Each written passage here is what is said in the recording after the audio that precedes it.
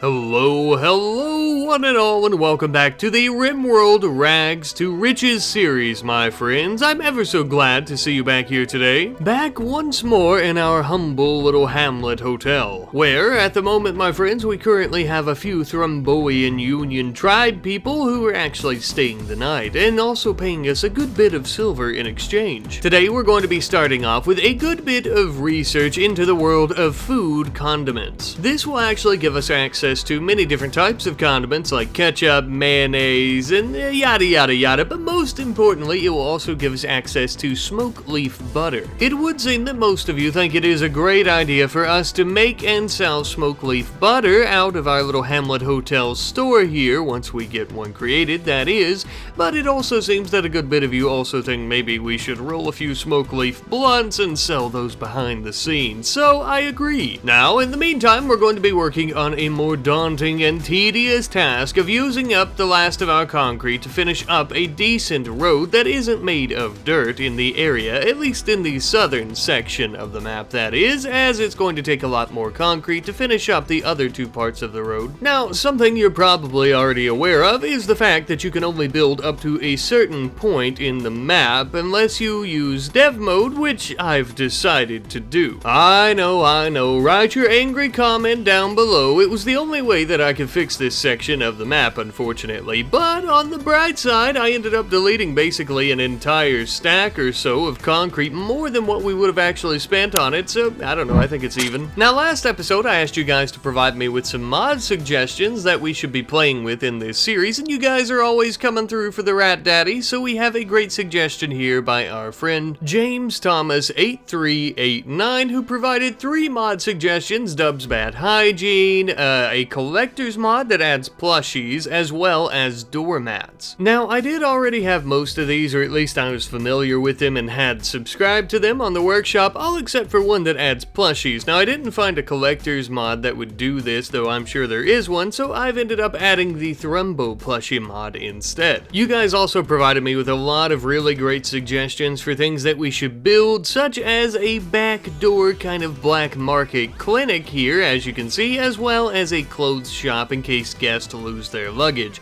All some really great ideas by our friends Cold Soul Frederikus, as well as Catzo98. I apologize, I'm sure I've butchered your names, but thank you both for the great suggestions, as well as everyone else who provided some. These are merely examples. These are some pretty big and ambitious plans that I have, as well as what you guys have, and that really excites me, because that's normally when a series can go on for a very long time, and we can do some pretty great things. Now, before we can get around to selling plushies to the local children who are visiting, or possibly creating a black market clinic where we can steal or sell organs that may or may not belong to that person, we need to focus on basic infrastructure like that well you saw there, as well as a latrine for all of our employees. Since we didn't have Dub's Bad Hygiene in the first episode and we've now added it, that does mean that we need all of our basic plumbing infrastructure built right away. Not to derail from that too much, but those Thromboian tribes people that were staying here, they enjoyed our service so much they actually left us a nerve spiker to try and protect ourselves as well as our business. Very kind of them indeed. A nerve spiker is nice, but I wish they would have left us some type of instruction manual like plumbing for dummies. That way this wouldn't have taken so long to build some actual latrines for all of our guests, as well as wash tubs.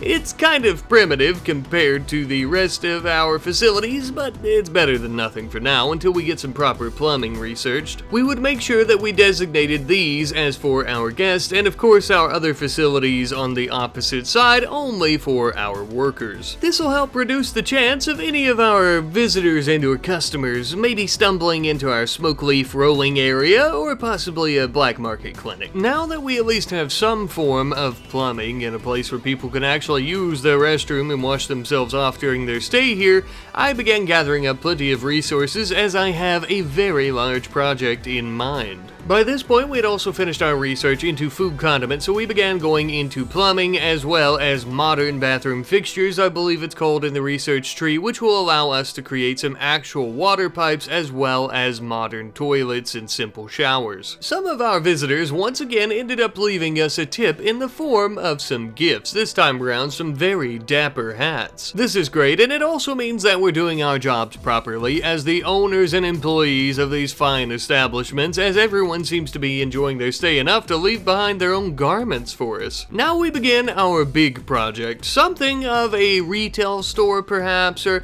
maybe it's more akin to a little mom and pop shop really. I wanted this little store to be pretty cozy and quaint, and that's why on the outside, on the little porch that we ended up building here, I ended up building some benches as well as some end tables as well, just somewhere nice for folks to sit and enjoy the weather and just the sky and whatever else is going on, and maybe have a cigarette or something. Then on the actual inside of the store, we would also build a few refrigerators as well as some shelves. Now these shelves are going to be where we put our items that we sell, such as our plushies, and the refrigerators here are actually going to be for our condiments and smoke leaf butter. Speaking of which, I forgot that the ingredients that are required to make smoke leaf butter actually include milk, and thus we cannot make any of that right away, but we'll try to get some animals in the very near future so we can go about doing so. We did, however, have plenty of wildlife in the near area for us to hunt and thus butcher, and thus get plenty of leather that Jor could turn into some beautiful little Trumbo plushies. Now, if children are not just nipping at the bud to purchase that beautiful, comfy little creature there, I don't know what's going to sell. Once the basics and bare bones of the store was actually completed, I was pretty happy with it overall. I must say that kind of the inspiration that I was going for here was a Cracker Barrel, if you're familiar with that restaurant, at least in terms of its shape, design, and just how I want folks to feel when they're going inside there. Of course, this isn't an actual restaurant here, though I might end up attaching one to the side or probably across the street, more than likely, but this is more just, you know, a place where you could purchase some of the goods that we make here that you might find in the restaurant and bring them back to your own homes, as well as purchase some toys for your children, if you will, just like in Cracker Barrel, kind of. But hold on to your asses, friends, because we're really getting into the thick of it now. We have a raid from the Confederacy of Banya. These dirty bastards are coming to slice us wide open like a jack-o'-lantern on Halloween. Now look, the old rat daddy's gonna let you in on a little secret, okay? We've been really relaxed on our defenses here. Unfortunately, for whatever reason, I've just had so much fun building up the hamlet here, so we rushed to build some spike traps. Perfect timing, one might add, as it appears that they're coming right for us, riding in on their massive furry buffalo as the dreary rain pours upon all of our heads. Come to think of it, that might actually be a bison they're riding on, although I don't think it really matters. Here they are. The bison rider was the first to begin engaging with Lev, who would then try to keep him distracted down low. In the meantime, up high, Ninal and Jor would begin taking on all of the other tribesfolk. They had managed to push Jor inside where he would have to take cover behind some tables and chairs before Lev would come to assist him. With the power of teamwork, we managed to kill most of the tribespeople, and the others would begin to try to flee the area. Good riddance, you dirty sons of bitches. A bit of a close call there, I'll say, but at the very least we managed to get some of their weaponry, like a makeshift rifle and a scrap rifle, which was better than nothing. In the right hands, a rock could be a dangerous weapon if you throw it hard enough, so imagine what we could do with a few shitty firearms to protect ourselves as well as our visitors and our business. We would finish up our research into more complex and much better types of plumbing facilities, and thus giving us the ability to create a water tower, a water pump, as well as a proper sewage outlet. This also means we could go through our old latrines for all of our visitors as well as our employees and replace them with some proper toilets, and also put in some actual sinks as well to wash their hands. Not only that, but we would also build a large shower house for our guest as well. Now you normally probably see something like this in maybe a camping site or a campgrounds or something like that, but for the time being this is going to take care of our problem. A little bit later on I'd like to try to build some individual showers in each room, but that's a little ways off. We also quickly threw together a shower house that's pretty rudimentary and crude for our employees. Next up on the research docket is biofuel refining, because I'd like to try to get some vehicles going as soon as possible. At the very least, every good hotel franchise has as their own company cars. As we're doing that research, I realized that we also have a pretty good stockpile of smoke leaf blunts stored up by this point, and thus we need to turn a profit on these bad boys, so we decided to send Lev out to a nearby rebel city, funny enough the same city that Nino had previously been living in, if you could even call it living really, but he is traveling on foot and thus it will take him a few days to actually arrive there, so we'll check back in on him in a little while. In the meantime, I thought it might help to try and make ourselves look a little bit more professional, so I had Jor whip up a nice suit for Nino. Ah, now that is much better, much more appropriate, dapper, and dare I say professional. I did notice that whenever Nino would come into the rooms to collect his profit, the guests were much more friendly with him, seeing him in a suit rather than some random tribal wear, thinking he's some ne'er-do-well. Later on that night, we had a very large trade caravan coming from the Thromboian Union, although they actually weren't here to stay. They were just kind of hanging out in the area, and you might be wondering why that even matters. Well, my friends, a local representative from the United Traders was actually contacting us about a large group of man-hunting guinea pigs, somebody's pets, that have just gone mad out in the wild given the virus scary or something, I'm sure. Either way, since the United Traders are backed by the S&R Rifle Company, the largest mercenary group and firearm producer on the entire planet, they offered us an excellent AA-12 shotgun if we were to take on this manhunting group, so accepting was a no-brainer. And perhaps the best part about it, this large group of manhunting guinea pigs, we didn't even have to fight them at all since we had the group of Thromboian traders here. Yes indeed, we could simply hide inside of our little restaurant bar here and pretend we had no idea who called in those big bad guinea pigs. Now even if they did have the knowledge about us calling in this threat that they would have to fight off for us on our behalf without them even knowing, you could still say that we weren't exactly in the wrong, because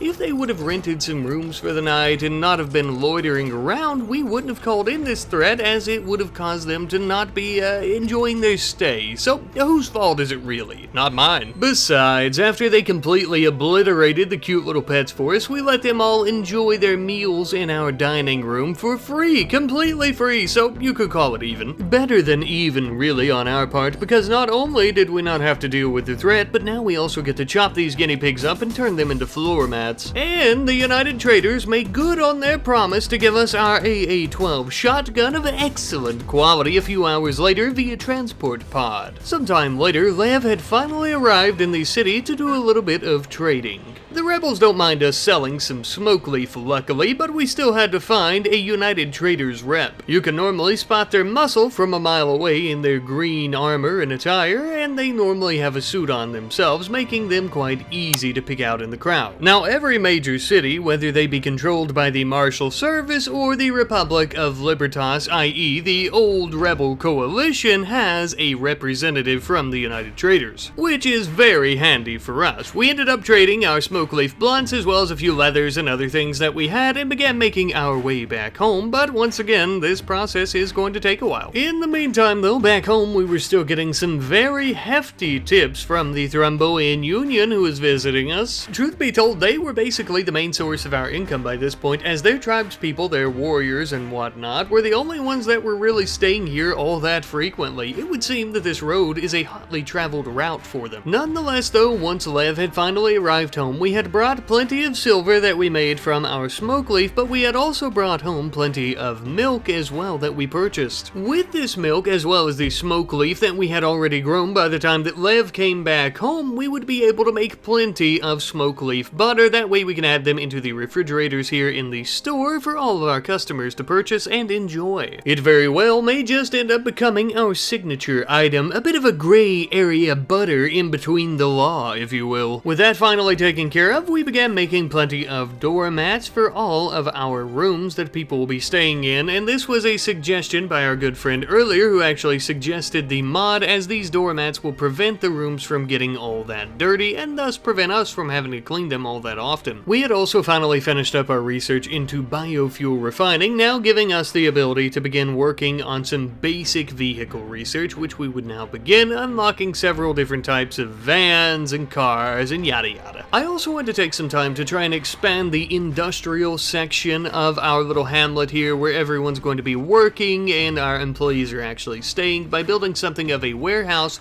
but also something of a workshop attached to the warehouse itself, where we could try to refine some chem fuel, produce taxidermied items, yada yada, the same old stuff we've been doing, just inside now. We would also quickly throw together some natural pathing in between all of the buildings, not only to make our movement between these buildings much easier, but the best part about these natural paths is that if we have a large forest fire, which can be quite common, these paths will actually stop the fire from spreading between buildings. Our little hamlet is coming along very nicely, and we're making some massive improvements to it this episode, as well as of course as last episode when we built it, and I would really hate to see it all burned down so easily. Speaking of improvements, if you have a more keen eye than I do, and I'm sure you do, you've probably noticed that for the last month or so it seems like our people are taking ice cold showers. Well, I happened to forget to put the boiler in, so I ended up doing that, and I gave it its own room. But enough about the damn dirty boiler room, people. We're under attack again. It would seem a group of outlanders is coming to try to murder us and wear our skin as a mask. Thankfully, it would seem that there's only 2 of them, however, they are very well equipped. The leader here, though lacking in what appears to be armor, as she's only wearing some wooden plates, seems to be carrying a homemade LMG rifle as well as a turret on her back. And her cohort here appears to be completely impervious to any type of gas attack or anything of that sort, along with a large electrical scythe and some type of carrier plate on his chest. Well, we didn't go into this fight thinking that it would be all that easy anyhow. We immediately took shelter in our bathhouse where we could begin firing at the poor fool. George jumped out with his shotgun and knocked him to the ground. It was at this time I was really glad we got that AA-12. Their leader was attempting to contaminate our water well, giving us the perfect opportunity to begin shooting her in the back. Though the turret that was on her back was automated and thus was giving us one hell of a time. She had fled to take cover to fire at us, but Nenel ended up sticking his axe right in her chest, killing her. Welp, I'm just glad we're all safe and sound. With the ringleader here dead, we would end up stripping her corpse, and we ended up getting some pretty useless items as all of this apparel was tainted. All of it except for the backpack with the turret. Now that, on the other hand, might just come in handy. The other Outlander attacker was on the ground begging for his mama and for some help, but unfortunately the only thing we could offer him was mercy, either in the form of the sweet release of death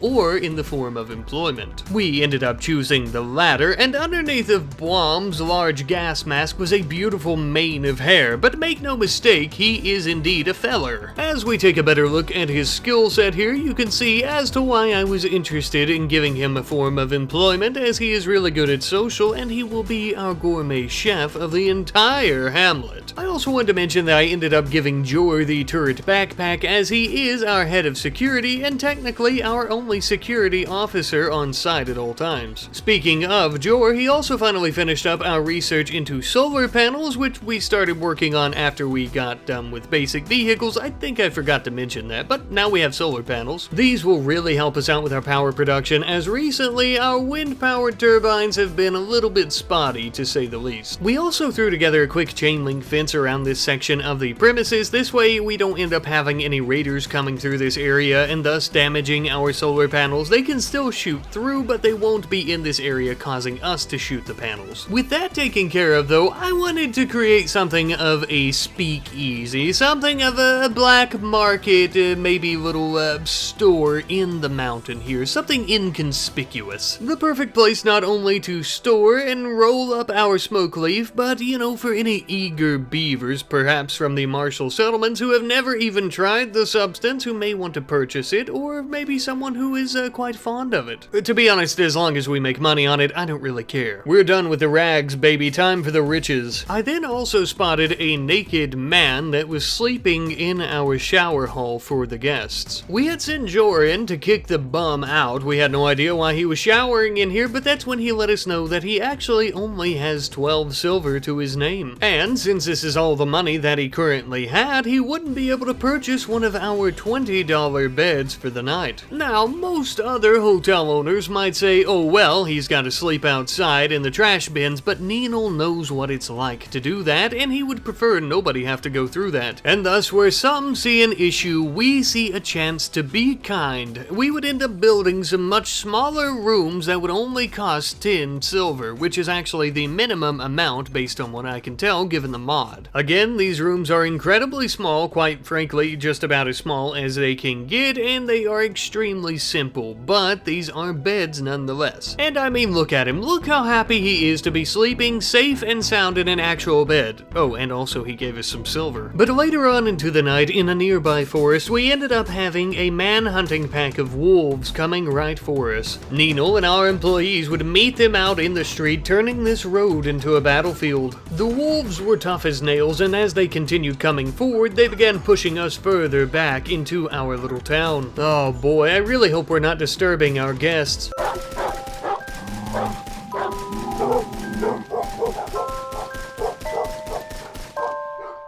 I think he's fine, and we managed to kill all the wolves, so that was pretty cool. Now it's time to turn them into some Thrumbo plushies. The next day, we ended up detecting a cluster of cargo pods that had crashed in the area. This seems to possibly be maybe a shipment from the S&R Rifle Company, I'm not really sure, but there was a plasteel axe as well as a grenade launcher of all things. I ended up giving the grenade launcher to Jor, and yeah, look, I know what you're thinking. Why in the name of God would a hotel security officer need a grenade launcher? Well, for security purposes? I don't know. Perhaps for hunting small game like a lynx or a bobcat as we saw earlier. I'm not really all that positive, but there is something I am quite sure about. We need some vehicles ASAP, baby, so we went ahead and began working on a very small garage. As you can imagine though, vehicles are not free, far from it, so as Jor was back home working on a garage bench so we could make some car parts, we would have Nino out collecting plenty of steel as well as components, as these are the crucial components needed for car parts. Now, even for the most simple of vehicles, we're going to need a lot of suspensions, wheels, engines, alternator,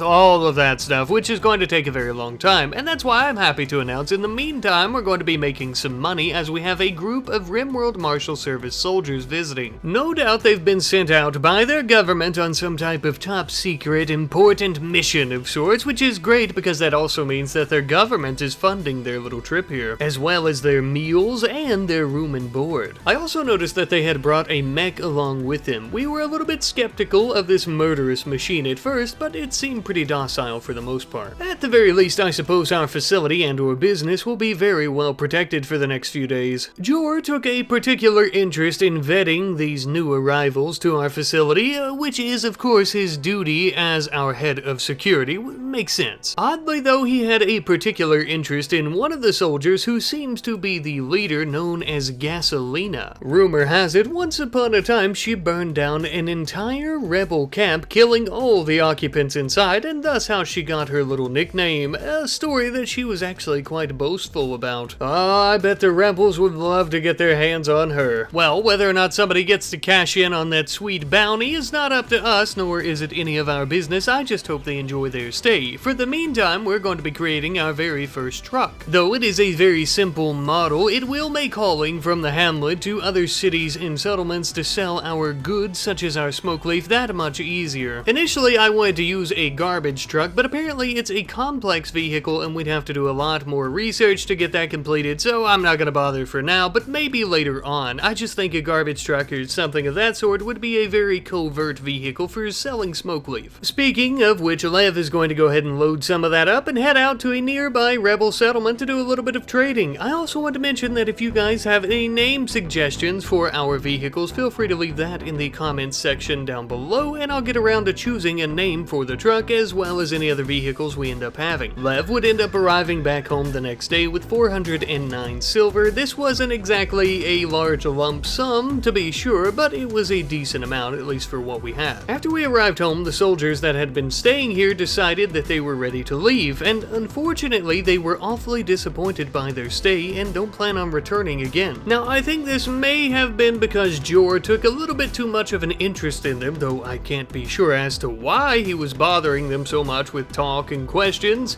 but also Nino had forgot to cook a few meals, and I think some of them were very hungry, yeah. Unfortunately, the only thing we can do now is learn from our mistake and wish them luck with whatever mission they're going on. I hope they don't get ambushed or killed. I also hope they change their minds and come back. A little bit of time later, and we had finally recruited Blom into our ranks. Though he was looking a tad bit silly with his gas mask, I would send him into the storage area to put on a proper suit that we had made for him, although I would let him keep his plate carrier for now. You never know, someone may come by the kitchen and attempt to rob us, and it might come in handy if they shot at his chest, perhaps. He is taking over cooking duties, which is going to free up plenty of time for Nino to do other things like cut down plenty of wood, which we desperately needed as I had yet another construction project in mind, friends. Just across from our store where we plan on selling some plushies as well as some of our world famous, or soon to be world famous, smoke leaf butter,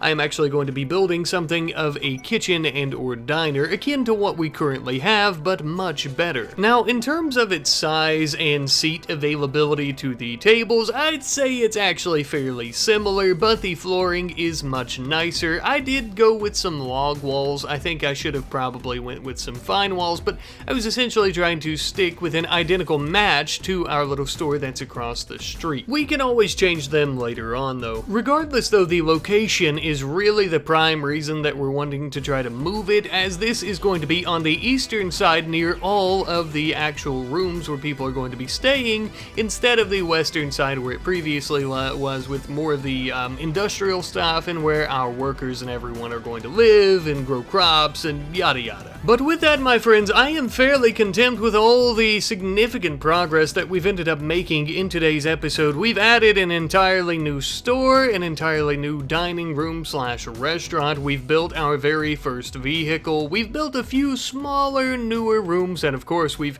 completely added in new infrastructure with Dub's Bad Hygiene for our toilets and showers and all of the plumbing works, which took an absolutely long time. A lot of the work in today's episode went into plumbing since we didn't have that mod last episode, which, don't get me wrong, I'm very glad that we've added it, but I feel like it took up a lot of the runtime, unfortunately. So next episode we should have some more interesting things happen compared to this one. But of course, my friends, be sure that if you have any suggestions in general for what we should do throughout this series, what kind of shops or whatever we should add on to our little hamlet here, as well as any mods that you think may be a good fit for this series, please leave those in the comment section down below, and I'll look through them as best I can, as often as I can, to try and see what we would like to add. But as always, my friends, I want to thank you guys ever so much for watching today's episode. I love you guys ever so much, and I hope to see you in the next one. Goodbye.